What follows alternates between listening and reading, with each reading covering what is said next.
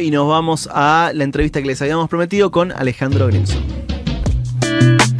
Bueno, decíamos hace un rato que necesitamos parar un poco la pelota y pensar, che, ¿qué está pasando en el mundo? Obviamente que no es un tema nuevo, pero sí es un tema que todavía no está ni cerca de haber sido resuelto o tener verdades absolutas sobre esto. ¿Qué está pasando con las ultraderechas a nivel mundial? ¿Qué está pasando con los discursos de odio, con la xenofobia, con la discriminación? Bueno, el discurso que plantó Milei en Davos fue muy trascendente justamente por eso, ¿no? Un jefe de Estado que haya ido envalentonado a su segunda participación ahí en un foro mundial con los líderes del mundo, diciendo todas las barbaridades que dijo. Y bueno, ¿qué está pasando? Y sobre todo, a mí lo que me rompe la cabeza es si realmente está interpelando a distintos sectores de la sociedad o si por ahora simplemente, bueno, hay personas que bancan determinado modelo económico y que después toda esa retórica y esa batalla cultural que va dando Milei o que da Donald Trump en Estados Unidos es accesorio, ¿no? ¿Qué está pasando con la estructura? Si realmente hay una estructura social que fue cambiando en los últimos años. Y bueno, para eso lo convocamos a Alejandro Grimson, que sabe muchísimo más que cualquiera de nosotros, para charlar un poquito y que nos cuente a ver él cómo le está viendo. Alejandro, Sebastián Cazón, José Amore acá en Futuro. ¿Cómo andamos? ¿Cómo andan ustedes? ¿Todo bien? Bien, yo siempre digo, salvo el planeta, el resto bien. Salvo el planeta, el resto bien. Bueno, acá están diciendo, che, qué buen invitado Grimson, el podcast de Grimson y Saborido, que es de Futurock, está buenísimo. Sí, Pecados Capitales, así que lo recomendamos, fuerte. Sí, empezamos en 2023, antes de las PASO lo grabamos. Sí. Parecía grabado después y el año pasado hicimos 4 episodios nuevos. Y creo que hay cosas que sirven ahí para pensar, también por lo que vos decías de Davos, porque en el podcast de 2023 los pecados capitales son justamente la homofobia, la misoginia, la xenofobia, ¿no? O sea, son todos los pecados del odio, llamémoslo rápidamente así, ¿no? Entonces vamos contando en cada uno de los episodios qué es, ¿no? Pues digo, todos sabemos lo que es la misoginia, el odio a las mujeres, pero ¿por qué? ¿De dónde salió? ¿Qué salió de un repollo? ¿Cómo funciona? Bueno, eso lo trabajamos ahí con Pedro y siempre con invitados. Entonces, claro. Bueno, Alejandro, ¿cómo le estás viendo? ¿Cómo viste el discurso de Davos? ¿Cómo estás viendo también lo que pasa a nivel internacional, ¿no? Con el saludo de Elon Musk, que era muy similar al saludo nazi, si efectivamente no fue un saludo nazi, con toda esta avanzada anti-inmigratoria y xenófoba que está haciendo Donald Trump en Estados Unidos y que parece que, por ejemplo, Patricia Bullrich quiere replicar también acá en Argentina. ¿Cómo lo estás viendo? Yo creo que lo más grave de lo que hizo el hombre más rico del planeta, funcionario del gobierno de Estados Unidos, Elon Musk, lo más grave que hizo fue conectarse por Zoom o alguna plataforma equivalente con el partido neonazi alemán, que se llama Alternativa por Alemania, y decirles una serie de cosas respecto de que ellos tenían que estar orgullosos de ser alemanes y que tenían que dejar de preocuparse por el holocausto, que es una cuestión del pasado. En realidad, digamos, desde 1945 hasta hoy, inclusive, Alemania es gobernado por distintos partidos, básicamente la democracia cristiana y la socialdemocracia, básicamente esos dos partidos en coaliciones con otros, que siempre al estilo argentino, al mejor estilo argentino, quiero decir, mantuvieron una política de Estado de política de la memoria. La política de la memoria del holocausto era una política general de los dos partidos y no había distinciones sobre eso. Entonces, en realidad, que venga alguien que es funcionario del gobierno de Estados Unidos, ¿no? Que Estados Unidos contribuyó a la derrota del nazismo junto con lo que era en esa época la Unión Soviética, a decir que hay que olvidarse del holocausto. No, nunca nos vamos a olvidar del holocausto. Ahora, es gravísimo que haya dicho eso. ¿Qué es lo que está pasando? Yo lo que veo es que hay múltiples cambios, muy difíciles de sintetizar, pero te podría decir, dejó de existir la sociedad salarial y la sociedad de la certidumbre salarial de que cobras a fin de mes, y hay una sociedad individualista que bueno, de que está la metáfora de la economía de plataforma gestionada a través del smartphone, pero el smartphone también tiene otras implicancias que digamos, cuando yo tenía la edad de ustedes, había un televisor en cada casa de clase media, en un sentido amplio, clase media baja, y hoy hay una pantallita, digamos, el smartphone son todos los dispositivos posibles en un solo dispositivo individual, ¿no? Es una metáfora también del proceso de estar viviendo en la sociedad más individualista de la historia. Entonces, acá se conjugan una serie de fenómenos laborales, tecnológicos, de incertidumbres globales planetarias como el COVID, como el cambio climático. Es la época de la incertidumbre y la ultraderecha viene a prometer certidumbre. La certidumbre de inventar un enemigo, por ejemplo, el comunismo. El fantasma del comunismo solo existe en el discurso de la ultraderecha. O sea, no hay movimientos comunistas en el mundo, se entiende, porque hubo. Sí.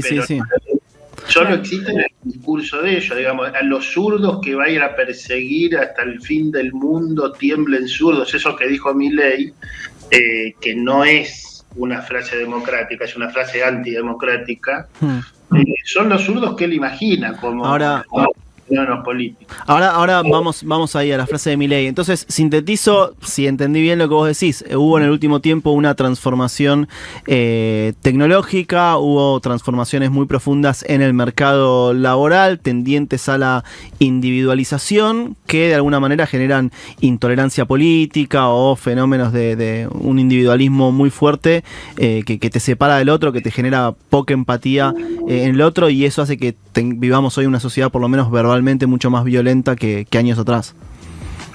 Sí, le agrego algo, que es, yo creo que todos no nos manejamos simplemente por los intereses. La frase esa que dice que todos votamos con el bolsillo no es cierta, nunca fue cierta, porque además el bolsillo, depende cómo lo calcules, te da resultados muy distintos. Cómo calculas la inflación, los ingresos, los problemas económicos, etcétera. Yo por eso trabajo con un concepto que es que cambiaron los paisajes emocionales. ¿Eso qué quiere decir?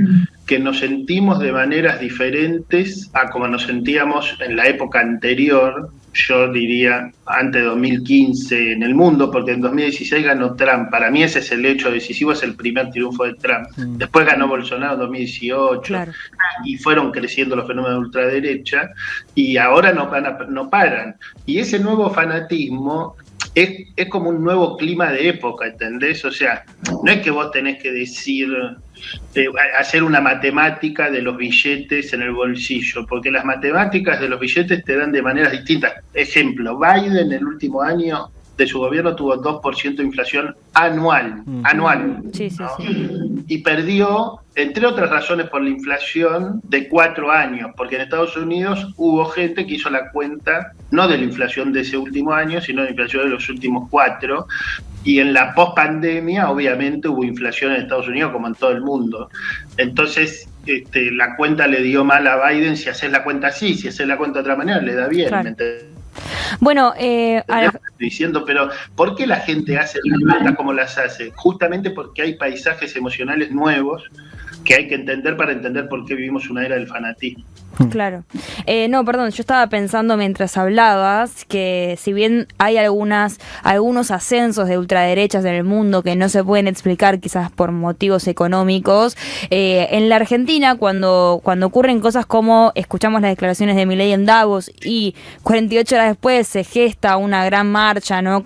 Parece una convocatoria bastante masiva, y uno se pregunta realmente como, bueno, del 50% que le votó en el balotaje, que obviamente ese 50% está integrado por no todos son fanáticos ultra del gobierno de Milei y la Libertad Avanza, sino que también hay gente que lo eligió en una instancia de balotaje con todo lo que eso implica. ¿Cuánta gente, cuántos argentinos vienen también por ese gran cambio cultural que este gobierno quiere quiere llevar adelante, y cuántos en realidad lo votaron por otra cosa? No digo, ¿cuánto es aplicable este análisis que estamos haciendo de este auge de un conservadurismo, de ultraderechas, de ideas de la exclusión a la Argentina? Porque es un poco la discusión que uno se da cuando ve que hay inclusive actores de la política que no están ligados ni al campo popular ni al peronismo, repudiando igual los dichos de Milei en Davos, ¿no? Como si no representara toda la posición. No, estoy totalmente de acuerdo. Milei fue votado por la inflación y para terminar con la inflación. Digamos, nadie votó a Milei para que termine con las libertades civiles vinculadas al derecho al aborto, o quizá mañana se pone a discutir el derecho al divorcio, yo qué sé, ya que hablan de familia, aunque muchos no están casados, digo, los que hablan de familia, ¿no? Es muy gracioso, pero bueno, ese ya es otro tema. Estoy de acuerdo con vos. La gente, en el caso argentino, está claro que el voto está muy ligado a la situación, a las inflaciones insoportables que había, y a que Milei era el único que prometía cómo lo iba a resolver. Decía que lo iba a resolver, los demás no. O sea, los demás no decían que lo iban a resolver, no les importaba el tema. O sea, eso fue algo muy relevante. La gente comparte la agenda de la batalla cultural, esa gente, esos 50% de votantes, no lo comparte. Ahora, lo que vos escuchás en los estudios que hacemos nosotros, ¿qué es?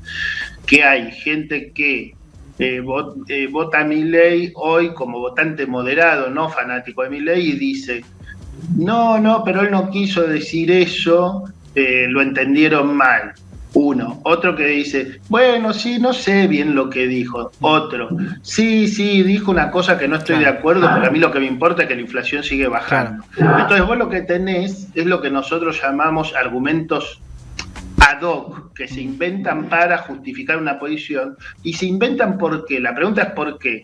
Porque lo otro de Milei es algo que no le entusiasma a nadie. O sea, hasta que no haya una oposición política que invente una nueva alternativa, que genere una nueva ilusión, con una promesa concreta y realista de un programa económico que termine con la inflación con justicia social, hay Milei, va a seguir habiendo Milei. Y vos fíjate, te voy a dar un dato que es tenebroso. Espero que no ocurra eso en la Argentina.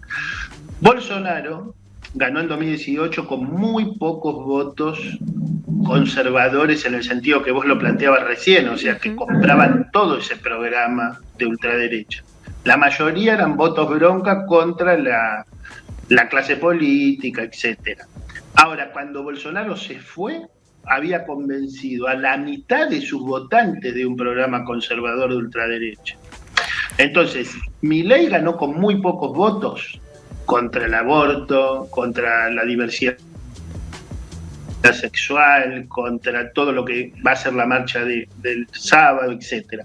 Ahora, hay que ver cuántos votos pierde por el discurso de Davos, que no es algo que le va a hacer ganar votos en esta coyuntura, está claro, no sabemos, desde el punto de vista táctico quizás haya cometido un error, desde su punto de vista quiero decir, más allá de que es inaceptable todo el discurso de Davos, eso está fuera de discusión para mí, pero te estoy diciendo desde el punto de vista, él no va a ganar votos con el discurso de Davos en Argentina, claro. Pero si él logra tener más sólida una parte de su base, más fanática, más odiadora, lo que va a terminar pasando es algo hipotéticamente calamitoso, que es que va a terminar habilitando la violencia social en la Argentina.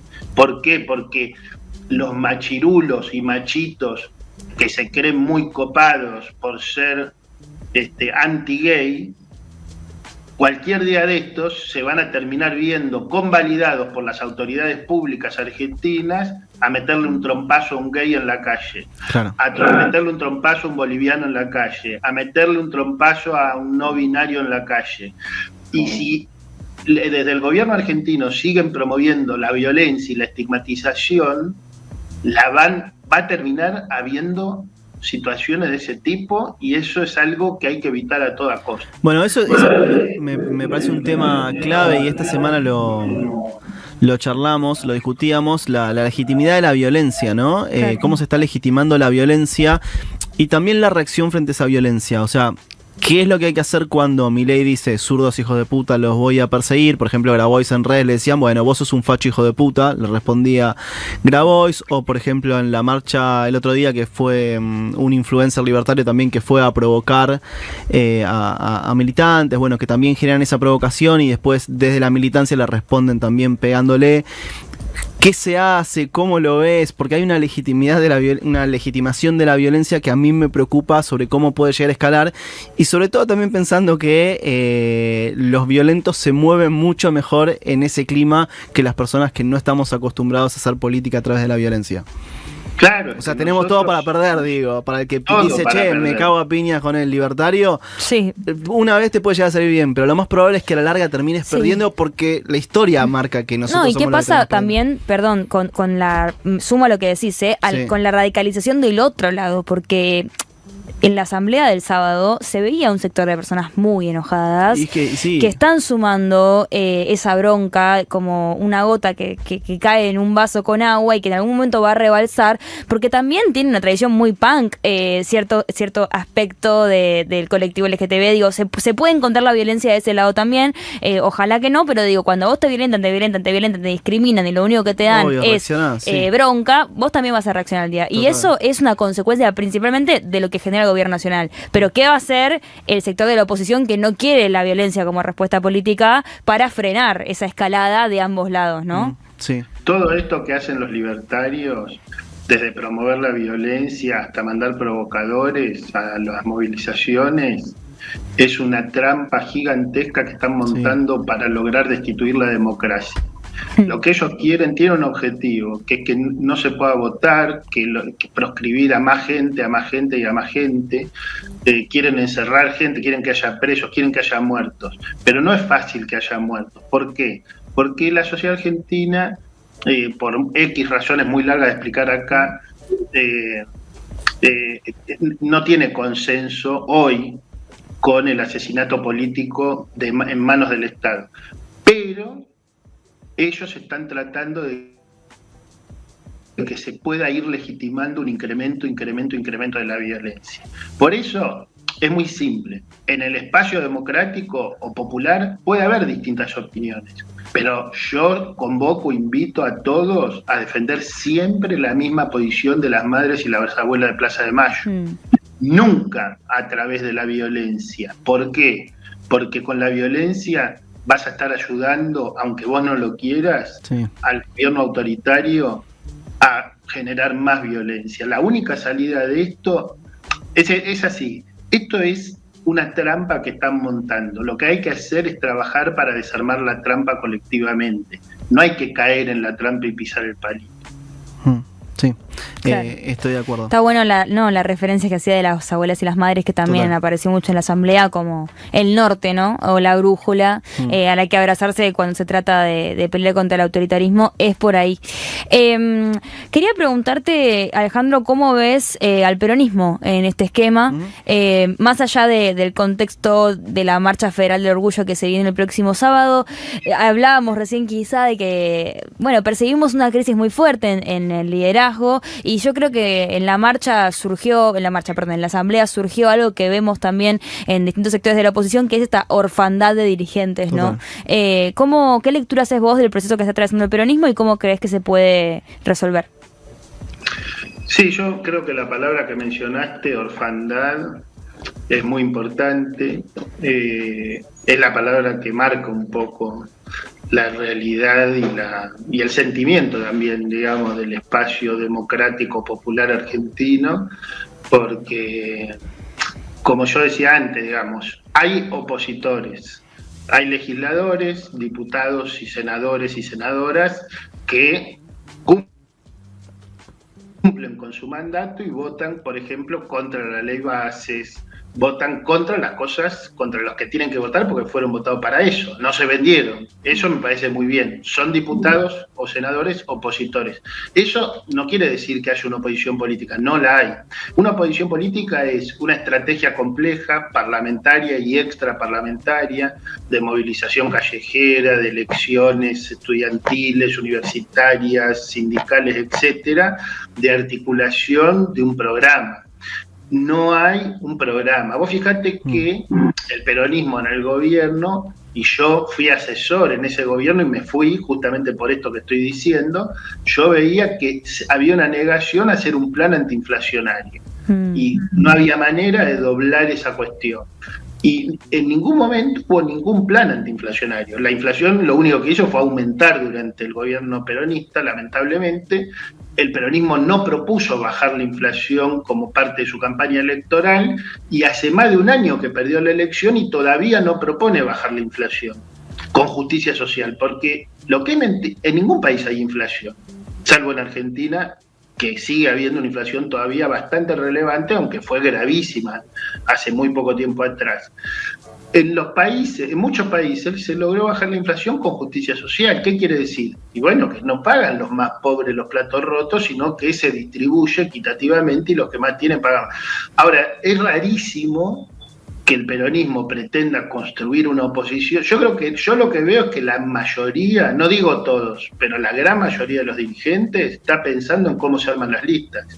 Y no conozco dirigentes que estén pensando en el plan económico que necesita la Argentina para salir de esta situación en la que nos puso Milei, en la que nos puso el peronismo anterior, en la que nos puso Mauricio Macri.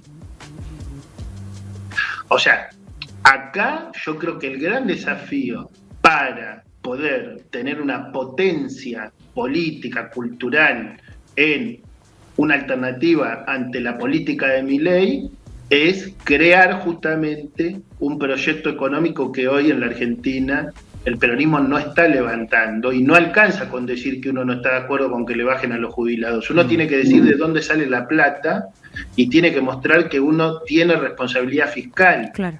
La gente se cansó de decir, bueno, aumentenle a todos y no recorten nada. No, gobernar no es darle mucha plata a mucha gente. Eso no es gobernar. Gobernar es conducir un país que pueda tener un nivel de estabilidad razonable en una justicia social razonable. Entonces ahora volvimos a una dicotomía que habíamos pasado, que tenemos estabilidad aparente, coyuntural, con injusticia social brutal. Sí, pero coincido con que el peronismo va a tener que debatir un programa económico y proponerlo y que sea convincente y además sólido y sostenible en el tiempo. Ahora hay una discusión mucho más urgente, que es por el liderazgo. Urgente no, o tal vez en el corto plazo, que es alguien tiene que conducir al peronismo.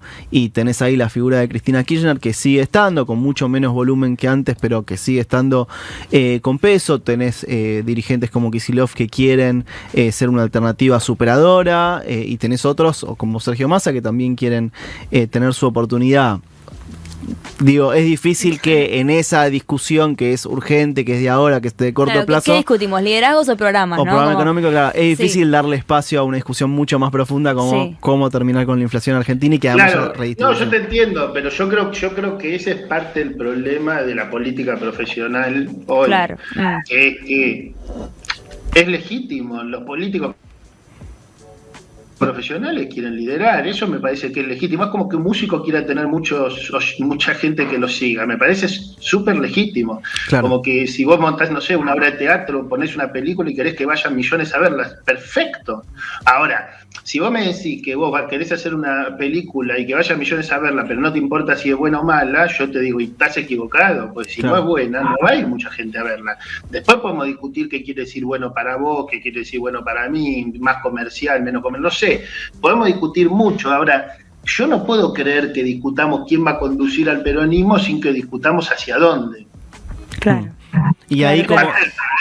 No, y aparte, me parece que hay otro problema que no lo dijiste así, Alejandro, pero contame si coincidís con esto, que hay como una twitterización de la política, volviendo a lo de los paisajes emocionales. Me parece que este individualismo un poco contagió a la dirigencia política, que tiene como muy a la mano o cerca expresarse en un tuit, repudiar alguna declaración y en el mientras tanto, hay algunas expresiones sociales de movilización que aparecen, pero falta también esa presencia como de conducción en la calle, ¿viste? O de también cuidado. Algo que se escucha mucho es nosotros ponemos el cuerpo y nos reprimen, no sé, en la movilización de jubilados, ¿viste? De ajuste por cualquiera de estas políticas que lleva adelante el gobierno nacional, y la oposición, está discutiendo quién va a encabezar la lista, que es importante y es parte de lo que tiene que discutir la política, pero como si se hubiera perdido también esa tradición de movilización popular como una forma de responder a algo, ¿no? Yo pienso esto, creo que lo que vos estás contando, que sí coincido en términos generales, plantea dos temas. Un tema que es que, a mi juicio, una de las razones por las que ganó Milei, son varias razones, pero una es que la política de los políticos de las fuerzas populares y democráticas se despegaron bastante del sentir popular, o sea, lo conocen bastante poco. Hay un proceso de desconexión en muchos casos que tiene que ser revisado y analizado. Y esto que vos decís, yo lo planteo, mira, ni siquiera como un problema de ellos, sino como un problema de todos nosotros. Cuando hay una época tan individualista como esta, todos corremos el riesgo de caer en el individualismo. O sea, yo te diría, si una invitación que yo haría sería que estemos alertas sobre nuestras propias prácticas. ¿No nos quedamos más solos y hacemos menos reuniones, menos encuentros?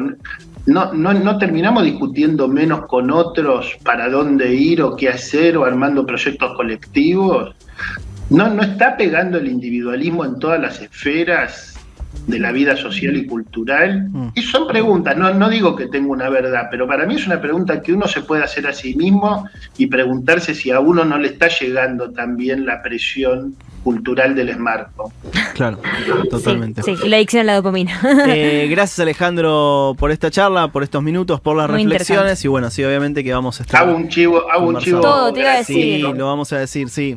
Estás presentando los paisajes emocionales de las ultraderechas masivas, ¿sí? La gente vota contra sus intereses, el último libro de Alejandro Grimson. Vayan a comprarlo. Ya está a la venta, ¿no? ¿Salió? No, para eso te decía que era gratuito, porque es un libro electrónico. Buenísimo. Ok.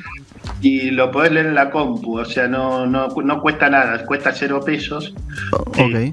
¿Y dónde lo descargamos? Algunas de las cosas que charlamos recién, están ahí. Algunas de las cosas que charlamos recién están mucho más desarrolladas, conversadas, comparadas con varios países, porque no es un libro solo sobre Argentina. Sí. Ahí. Es un libro que publicó la Universidad de Guadalajara, yo les pasé el link a la producción. Sí. Y creo que cuando ponen un buscador Grimson paisajes emocionales, acá está, si ya aparece hoy, pero bien. bueno. Sí, en la página de Editorial Universidad de Guadalajara, ahí tienen los paisajes emocionales de las ultraderechas masivas. La gente vota en contra de sus intereses, de Alejandro Grimson. Es muy buena data porque es gratuito, se puede descargar, pero yo quería recomendar Desquiciados, que es el último libro que también lanzaste con la Editorial del Siglo XXI en el 2024. A mí particularmente me gustó mucho y hay parte de todos estos temas también ahí que asoman, así que bueno, la invitación... Ahí está el papel, para los que son como yo que les gusta subrayar. Y escuchen Pecados Capitales. Tú mira, hay cosas gratis, todo, cosas chicos, con plata, dale, hay de todo. Lo que quieran. Bueno, para el bolsillo de la dama y la cartera del caballero. Gracias, Alejandro. Saludos. Chao, un abrazo. Alejandro Grimson, antropólogo social, charlábamos unos minutos sobre qué está pasando en este mundo. ¿Estás más tranquilo? No, tranquilo. Perfecto. ¿Estás loco?